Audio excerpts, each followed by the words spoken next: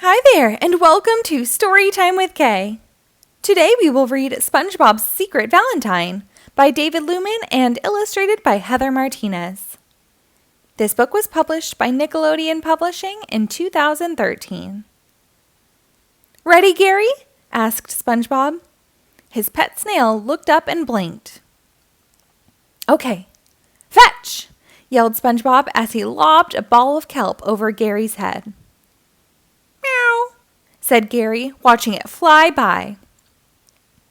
Good effort, Gary, said SpongeBob enthusiastically.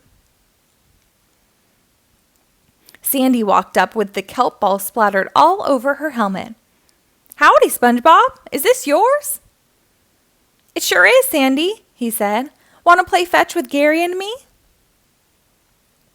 Sandy scraped the blob off her helmet and tossed it to him. Sorry, SpongeBob, but I have to get home and make a special Valentine for tomorrow.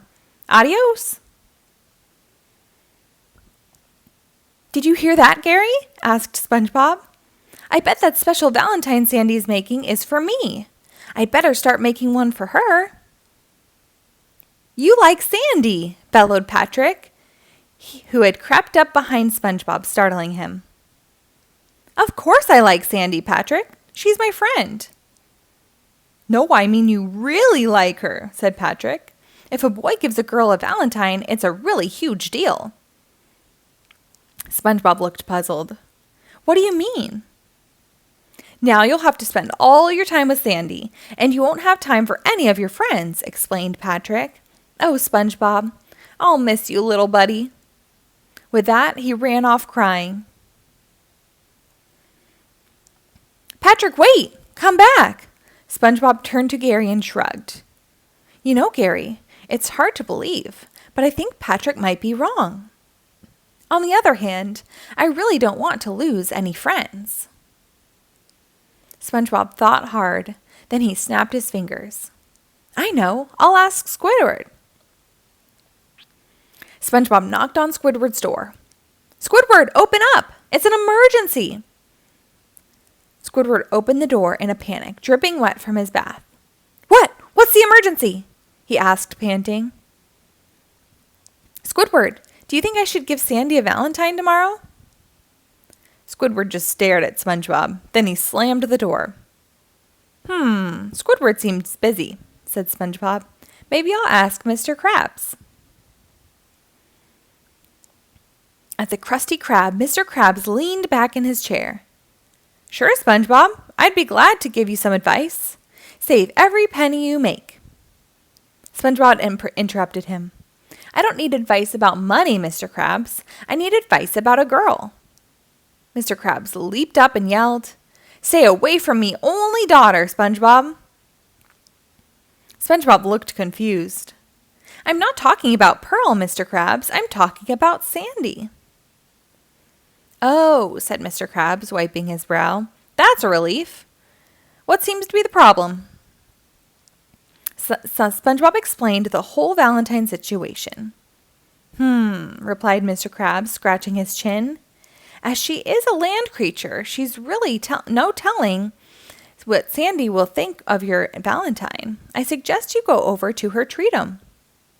SpongeBob brightened up. To ask her? No, answered Mr. Krabs, to spy on her. SpongeBob disguised himself as a piece of coral and sneaked up to Sandy's treat-em. Then, very quietly, he pressed his face against the glass. He looked all around, but he didn't see Sandy anywhere. Oh, tartar sauce, said SpongeBob. She must be inside her treat-em. I've got to go in. SpongeBob opened and closed the door to the treat-em as quietly as he could, and shimmied up to the tree. He peeked through the window and saw Sandy making a huge red Valentine. Suddenly, her nose twitched. I smell salt water, she said. Either my dome sprung a leak or there's an intruder. SpongeBob scrambled down the side of the tree and out of the dome as fast as he could.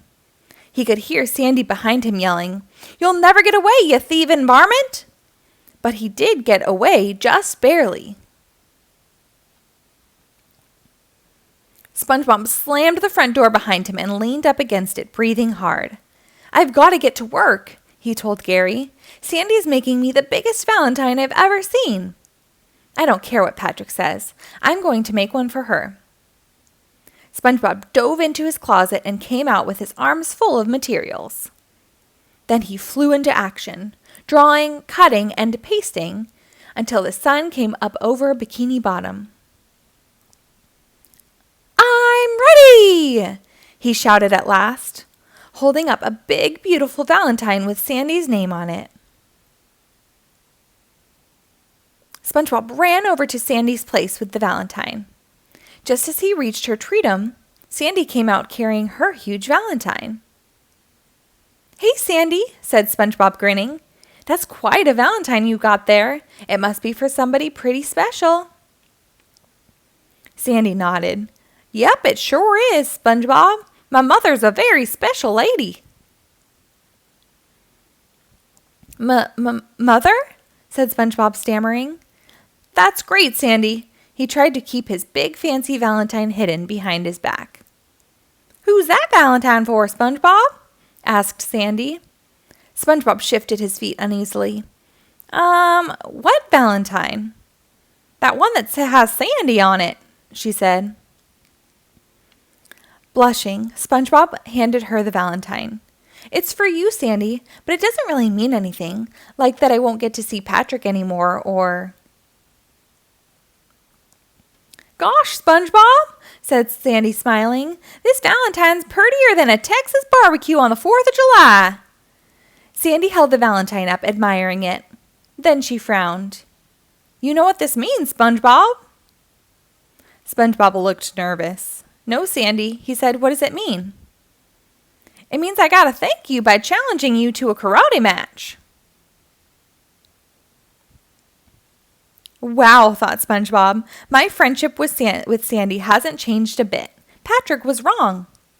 "Hee-yah!" yelled Sandy, flying through the air. "Hee-yah!" screamed SpongeBob, and they spent the rest of Valentine's Day happily chopping. The end. Thank you for reading along. Be sure to rate and follow my page for new episodes posted daily.